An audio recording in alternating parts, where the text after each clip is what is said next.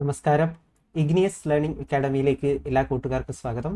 അപ്പോൾ നമ്മൾ ഇന്ന് പഠിക്കുന്നത് HSST, സെറ്റ് എക്സാം, അതുപോലെ നെറ്റ് എക്സാമിനൊക്കെ വളരെ ഇമ്പോർട്ടൻ്റ് ആയിട്ടുള്ള ഒരു സെഷനാണ്. അതുപോലെ തന്നെ BEdൻ്റെ MCQ എക്സാമിനും ചോദിക്കുന്ന ഒരു ഏരിയയാണ് എഡ്യൂക്കേഷണൽ റിസർച്ച് അല്ലെങ്കിൽ റിസർച്ച് എന്ന ഏരിയ. അപ്പോൾ റിസർച്ച് എന്ന ഏരിയ എല്ലാ ടീച്ചിങ് എക്സാമിനേഷൻസിനും വളരെ പ്രധാനപ്പെട്ടതാണ്.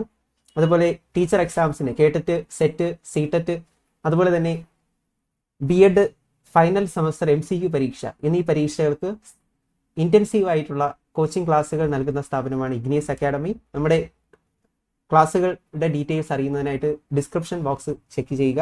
അതുപോലെ തന്നെ ക്ലാസ്സുകൾ ഇഷ്ടമായെങ്കിൽ കൂട്ടുകാർ മറ്റുള്ളവർക്ക് കൂടി അയച്ചു കൊടുക്കുക, ഷെയർ ചെയ്യുക, സപ്പോർട്ട് ചെയ്യുക, ലൈക്ക് ചെയ്യുക. ഓക്കെ, അപ്പോൾ നമുക്ക് പഠിക്കാം. നമ്മൾ ഇന്ന് ഡിസ്കസ് ചെയ്യുന്നത് എഡ്യൂക്കേഷണൽ റിസർച്ച് എന്നതിൻ്റെ ഇൻട്രൊഡക്ഷൻ പാർട്ടാണ്. അപ്പോൾ എഡ്യൂക്കേഷണൽ റിസർച്ച് എന്താണ്, അതിൻ്റെ പ്രത്യേകതകൾ എന്തൊക്കെയാണ് എന്നാണ് പഠിക്കുന്നത്. അപ്പോൾ എഡ്യൂക്കേഷൻ എന്ന ഭാഗവുമായിട്ട് ബന്ധപ്പെട്ട് അല്ലെങ്കിൽ എഡ്യൂക്കേഷൻ എന്ന മേഖലയുമായിട്ട് ബന്ധപ്പെട്ട് ചെയ്യുന്ന റിസർച്ചിനെയാണ് എഡ്യൂക്കേഷണൽ റിസർച്ച് എന്ന് പറയുന്നത്.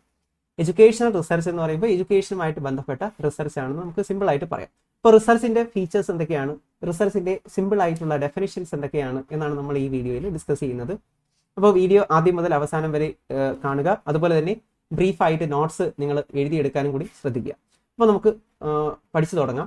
Research is the careful, systematic and detailed process of studying materials and sources by means of an organized investigation. അപ്പോൾ വളരെ കെയർഫുൾ ആയിട്ട് അനലൈസ് ചെയ്യുന്ന, കെയർഫുൾ ആയിട്ടും ഡീറ്റെയിൽ ആയിട്ടും സിസ്റ്റമാറ്റിക്കുമായിട്ടുള്ള ഒരു പ്രോസസ്സാണ് ഈ റിസർച്ച് എന്ന് പറയുന്നത്. അപ്പോൾ അതിനകത്ത് എന്തൊക്കെയാണുള്ളത്? Experimenting and fact finding activity, experimentation ഉണ്ട്. അതുപോലെ തന്നെ ഫാക്ട് ഫൈൻഡിങ്, സത്യങ്ങൾ കണ്ടെത്തൽ എന്ന് പറയുന്ന റിസർച്ചിനകത്ത് ഏറ്റവും പ്രധാനപ്പെട്ടതാണ്. With the aim of solving problems solve ചെയ്യുക. അതുപോലെ തന്നെ establishing facts and reaching new conclusions, പുതിയ കൺക്ലൂഷൻസ് കണ്ടെത്തുക. അപ്പോൾ പുതിയ കൺക്ലൂഷൻസ് എത്തിച്ചേരുക. അതുപോലെ തന്നെ സോൾവിങ് പ്രശ്നങ്ങൾ പരിഹരിക്കുക. ഇതിനൊക്കെ വേണ്ടിയിട്ട് നമ്മൾ നടത്തുന്ന കെയർഫുള്ളും ഡീറ്റെയിൽഡും സിസ്റ്റമാറ്റിക്കുമായിട്ടുള്ള സ്റ്റഡിയെയാണ് എന്തെന്ന് വിളിക്കുന്നത്? റിസർച്ച് എന്ന് വിളിക്കുന്നത്. Research is A careful, detailed and systematic process of studying sources four solving problems and reaching new conclusions. പുതിയ കൺക്ലൂഷൻസിലോട്ട് എത്തിച്ചേരുന്നതിന് വേണ്ടിയിട്ടൊക്കെ നമ്മൾ എന്ത് ചെയ്യാറുണ്ട്? റിസർച്ച് ചെയ്യാറുണ്ട്. അപ്പോൾ പ്രോബ്ലം സോൾവ് ചെയ്യാൻ റിസർച്ച് സഹായിക്കുന്നു. അതുപോലെ തന്നെ ന്യൂ കൺക്ലൂഷൻസ്, പുതിയ നിഗമനങ്ങളിൽ എത്തിച്ചേരുന്നതിനും റിസർച്ച് സഹായിക്കുന്നു. അപ്പോൾ അത് ഓർത്തു വെച്ചിരിക്കുക. ഇനി റിസർച്ചിന്റെ മറ്റൊരു ഡെഫിനിഷനാണ് scientific way to search for truth. Search for truth ആണ് റിസർച്ച്. സെർച്ച് ഫോർ ട്രൂത്ത് എന്ന് നമുക്ക് റിസർച്ചിനെ സിമ്പിൾ ആയിട്ട് വിളിക്കാം. റിസർച്ച് എന്ന് പറയുമ്പോൾ എന്താണ്? സെർച്ച് ഫോർ ട്രൂത്ത് ആണ് research. Search for truth of any problem, ഒരു പ്രശ്നത്തിന്റെ കുറിച്ചുള്ള ശാസ്ത്രീയമായ scientific way to search for the truth, ശാസ്ത്രീയമായിട്ട് സത്യം അന്വേഷിക്കലാണ് റിസർച്ച് എന്ന് നമുക്ക് വിളിക്കാം.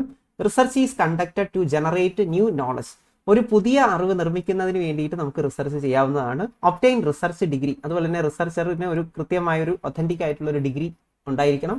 അതുപോലെ തന്നെ റീഇന്റർപ്രറ്റ് എക്സിസ്റ്റിംഗ് നോളജ്, ഒന്നുകിൽ നിലവിലുള്ള കാര്യങ്ങളെ റീഇന്റർപ്രറ്റ് ചെയ്യുന്നതിന്, പുനരവലോകനം നടത്തുന്നതിന് നമുക്ക് റിസർച്ച് ചെയ്യാവുന്നതാണ്. റീഇന്റർപ്രറ്റിംഗ് എക്സിസ്റ്റിംഗ് നോളജ്, നിലവിലുള്ള കാര്യങ്ങളിൽ എന്ത് ചെയ്യുക? റീഇന്റർപ്രറ്റ് ചെയ്യുന്നതിന് റിസർച്ച് ചെയ്യാവുന്നതാണ്. അല്ലെങ്കിൽ ടു ജനറേറ്റ് ന്യൂ നോളജ്, അല്ലെങ്കിൽ പുതിയ അറിവുകൾ നിർമ്മിച്ചെടുക്കുന്നതിന് നമുക്ക് റിസർച്ച് ചെയ്യാവുന്നതാണ്. ഇപ്പോൾ research is conducted to generate new knowledge or reinterpreting existing knowledge, നിലവിലുള്ള അറിവിൽ കൂടുതൽ കാര്യങ്ങൾ ആഡ് ചെയ്യുന്നതിനോ അല്ലെങ്കിൽ പുതിയ കാര്യങ്ങൾ പഠിച്ചെടുക്കുന്നതിനോ അല്ലെങ്കിൽ പുതിയ കാര്യങ്ങൾ നിർമ്മിച്ചെടുക്കുന്നതിനോ നമുക്ക് റിസർച്ച് ഉപയോഗിക്കാവുന്നതാണ്. Generating new knowledge or reinterpreting existing knowledge, നിലവിലുള്ളതിൽ റീഇന്റർപ്രിട്ടേഷൻ വരുത്തുന്നതിന് അല്ലെങ്കിൽ പുതിയ അറിവുകൾ രൂപീകരിക്കുന്നതിന് നമുക്ക് റിസർച്ച് ചെയ്യാവുന്നതാണ്. Systematic collection and analysis of data, നമ്മുടെ എഡ്യൂക്കേഷൻ റിസർച്ച് എന്ന് പറയുന്നത് എഡ്യൂക്കേഷനുമായിട്ട് ബന്ധപ്പെട്ട് നിൽക്കുന്ന വിവരങ്ങൾ അല്ലെങ്കിൽ എഡ്യൂക്കേഷൻ എന്ന് പറയുന്ന മേഖലയുമായിട്ട് ബന്ധപ്പെട്ട കാര്യങ്ങൾ വളരെ സിസ്റ്റമാറ്റിക് ആയിട്ട് അനലൈസ് ചെയ്യാനും സിസ്റ്റമാറ്റിക് ആയിട്ട് കളക്ട് ചെയ്യാനും അനലൈസ് ചെയ്യാനും സഹായിക്കുന്നതാണ് എഡ്യൂക്കേഷൻ റിസർച്ച് എന്ന് പറയുന്നത്. Educational research is the process of systematic collection and analysis of data related to the field of education. Education എന്ന മേഖലയുമായിട്ട് ബന്ധപ്പെട്ട് നിൽക്കുന്ന വിവരങ്ങൾ വളരെ സിസ്റ്റമാറ്റിക് ആയിട്ട് കളക്ട് ചെയ്യാനും അനലൈസ് ചെയ്യാനും സഹായിക്കുന്നതാണ് എഡ്യൂക്കേഷണൽ റിസർച്ച് എന്ന് പറയുന്നത്. അപ്പോൾ എഡ്യൂക്കേഷണൽ റിസർച്ചിനകത്ത് ഏതൊക്കെ മേഖലകളാണ് വരുന്നത് എന്ന് നോക്കാം. എഡ്യൂക്കേഷൻ റിസർച്ചിനകത്ത് ഏതൊക്കെ മേഖലകളാണ് വരുന്നത്? പല മേഖലകളുണ്ട്. ഒന്ന് സ്റ്റുഡന്റ് ലേണിംഗ്, വിദ്യാർത്ഥികളുടെ പഠനം, സ്റ്റുഡന്റ് ലേണിംഗ്. അതുപോലെ തന്നെ ടീച്ചിങ് മെത്തേഡ്സ്, അധ്യാപന രീതികൾ, ടീച്ചിങ് മെത്തേഡ്സ്. അതുപോലെ തന്നെ teacher training programme and classroom dynamics. അപ്പോൾ ഇതൊക്കെ ഇതിനകത്ത് വരുന്നു, ഈ പറയുന്ന എഡ്യൂക്കേഷണൽ റിസർച്ചിനകത്ത് വരുന്നു. ഇപ്പോൾ എഡ്യൂക്കേഷൻ റിസർച്ചിനകത്ത് വരുന്നത് ഏതൊക്കെയാണ്? Student learning, teaching methods, teacher training and classroom dynamics. Student learning, teaching methods, teacher training and classroom dynamics, ഇതെല്ലാം ഇതിനകത്ത് വരുന്നു, ഈ പറയുന്ന എഡ്യൂക്കേഷൻ റിസർച്ചിനകത്ത് വരുന്നു. അപ്പോൾ നമുക്ക് ഒരിക്കൽ കൂടി നോക്കാം. എഡ്യൂക്കേഷൻ റിസർച്ച് അല്ലെങ്കിൽ റിസർച്ച് എന്ന് പറയുമ്പോൾ എന്താണ്? Careful and detailed systematic process of studying materials four solving problems or experimenting and fact finding activity. അപ്പോൾ പരീക്ഷണത്തിലൂടെ, നിരീക്ഷണത്തിലൂടെ, നിയന്ത്രിതമായ പഠനങ്ങളിലൂടെ, ശാസ്ത്രീയമായ പഠനങ്ങളിലൂടെ നമ്മൾ എന്ത് ചെയ്യുന്നു? പ്രശ്നങ്ങൾ പരിഹരിക്കുന്നു, അല്ലെങ്കിൽ പുതിയ കൺക്ലൂഷൻസ്, പുതിയ നിഗമനങ്ങളിൽ എത്തുന്നതിന് നമ്മൾ റിസർച്ച് സഹായിക്കുന്നു. അതുപോലെ തന്നെ റിസർച്ചിനെ നമുക്ക് സിമ്പിൾ ആയിട്ട് എന്ത് വിളിക്കാം? സെർച്ച് ഫോർ ട്രൂത്ത്, സത്യത്തെ അന്വേഷിക്കലാണ് റിസർച്ച് എന്ന് പറയാം. അതുപോലെ തന്നെ റിസർച്ച് 2 പ്രധാനപ്പെട്ട ഏരിയാസിലാണ് നമ്മൾ റിസർച്ച് ചെയ്യുന്നത്. ഒന്നുകിൽ ജനറേറ്റിംഗ് ന്യൂ നോളജ്, ഒരു പുതിയ അറിവ് നിർമ്മിക്കുന്നതിന് നമുക്ക് റിസർച്ച് സഹായിക്കും. അല്ലെങ്കിൽ എന്താണ്?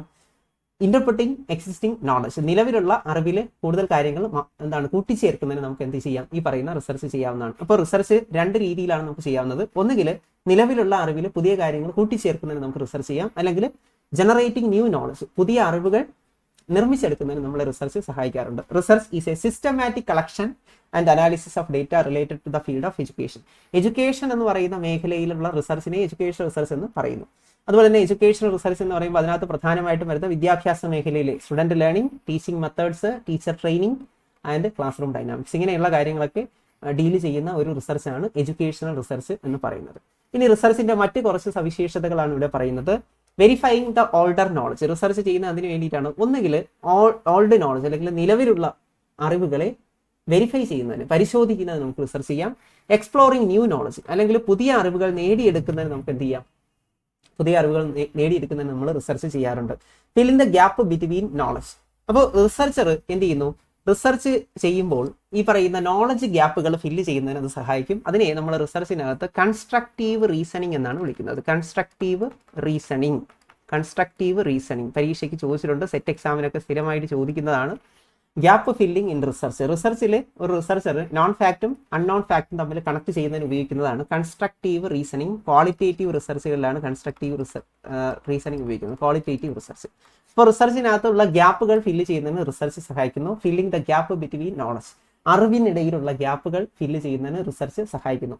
Any research can be judged by its objectives. Research, ഏതൊരു റിസർച്ചും ജഡ്ജ് ചെയ്യപ്പെടുന്നത് അല്ലെങ്കിൽ വിലയിരുത്തപ്പെടുന്നത് അതിന്റെ ഒബ്ജക്റ്റീവ്സ് വെച്ചിട്ടാണ്. റിസർച്ചിന് എല്ലാത്തിനും എന്തുണ്ടായിരിക്കും? ഒരു ഉദ്ദേശം ഉണ്ടായിരിക്കും. റിസർച്ചിലൂടെ നമ്മൾ സാറ്റിസ്ഫൈ ചെയ്യാൻ ശ്രമിക്കുന്നതും ആ ഒബ്ജക്റ്റീവ്സ് ആണ്. റിസർച്ച് ഒബ്ജക്റ്റീവ്സ് കീ പോയിന്റുകളായിട്ടാണ് നമ്മൾ എഴുതുന്നത്. ഫസ്റ്റ് ചാപ്റ്ററിൽ അല്ലെങ്കിൽ ഇൻട്രൊഡക്ഷൻ പാർട്ടിനകത്താണ് നമ്മൾ ഈ പറയുന്ന ഒബ്ജക്റ്റീവ്സ് എഴുതുന്നത്. അപ്പോൾ ഒബ്ജക്റ്റീവ്സ് വളരെ പ്രധാനപ്പെട്ടതാണ്. ഒബ്ജക്റ്റീവ്സിലൂടെയാണ് റിസർച്ചിന്റെ ഡെപ്ത് നമ്മൾ ജഡ്ജ് ചെയ്യുന്നത്, അല്ലെങ്കിൽ റിസർച്ചിനെ വിലയിരുത്തുന്നത് റിസർച്ചിന്റെ ഒബ്ജക്റ്റീവ്സ് വെച്ചിട്ടാണെന്ന് ഓർത്തിരിക്കുക. റിസർച്ച് എന്ന് പറയുമ്പോൾ മറ്റ് എന്തൊക്കെ നമുക്ക് പറയാം? Research is to discover new fact or fresh interpretation of known fact. അപ്പോൾ പുതിയ കാര്യങ്ങൾ കണ്ടെത്തുന്നതിനോ അല്ലെങ്കിൽ റീ ഇന്റർപ്രിറ്റിംഗ് എക്സിസ്റ്റിംഗ് നോളജ്, നിലവിലുള്ള അറിവുകൾ റീ ഇന്റർപ്രിറ്റ് ചെയ്യുന്നതിനോ നമുക്ക് റിസർച്ച് ചെയ്യാവുന്നതാണ്. Research can be conducted by a person who has studied research methodology. Research മെത്തഡോളജിയിൽ നല്ല അറിവുള്ള ആളായിരിക്കണം റിസർച്ച് ചെയ്യേണ്ടുന്നത്. അപ്പോൾ ഇത്രയുമാണ് റിസർച്ചിനെ കുറിച്ച് ഇൻട്രൊഡക്ടറി ആയിട്ട് നമുക്ക് പഠിക്കാനുള്ളത്. അപ്പോൾ ഇത് കൃത്യമായിട്ട് മനസ്സിലാക്കുക. റിസർച്ച് എന്ന് പറയുമ്പോൾ സിമ്പിൾ ആയിട്ട് നമുക്ക് എന്തെന്ന് പറയാം? സെർച്ച് ഫോർ ട്രൂത്ത് ആണ്. അതുപോലെ തന്നെ റിസർച്ച് ഏറ്റവും കൂടുതലായിട്ട് വിലയിരുത്തപ്പെടുന്നത്, ജഡ്ജ് ചെയ്യപ്പെടുന്നത് റിസർച്ചിന്റെ ഒബ്ജക്റ്റീവ്സിലൂടെയാണ്, അല്ലെങ്കിൽ റിസർച്ചിന്റെ ഉദ്ദേശ്യങ്ങളിലൂടെയാണ് എന്ന് കൂട്ടുകാർ ഓർത്ത് വെച്ചേക്കുക. റിസർച്ച് ഒബ്ജക്റ്റീവ്സ് വെച്ചിട്ടാണ് റിസർച്ച് വിലയിരുത്തപ്പെടുന്നത്.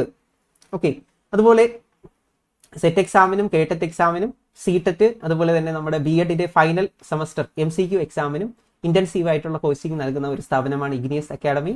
നമ്മുടെ ക്ലാസ്സുകൾക്കായിട്ട് നമ്മുടെ ചാനലിൽ സബ്സ്ക്രൈബ് ചെയ്യുക. അതുപോലെ തന്നെ നമ്മുടെ ആപ്പ് പ്ലേ സ്റ്റോറിൽ നിന്ന് ഡൗൺലോഡ് ചെയ്ത് ക്ലാസ്സിൽ ജോയിൻ ചെയ്യുക. ഉടൻ തന്നെ നമ്മുടെ MCQന്റെ ക്ലാസ്സുകൾ ആരംഭിക്കുന്നു. അതുപോലെ തന്നെ നമ്മുടെ ചാനൽ ഇഷ്ടമായെങ്കിൽ ലൈക്ക് ചെയ്യുക, ഷെയർ ചെയ്യുക, സബ്സ്ക്രൈബ് ചെയ്യുക. Thank you. എല്ലാവർക്കും നല്ലത് വരട്ടെ.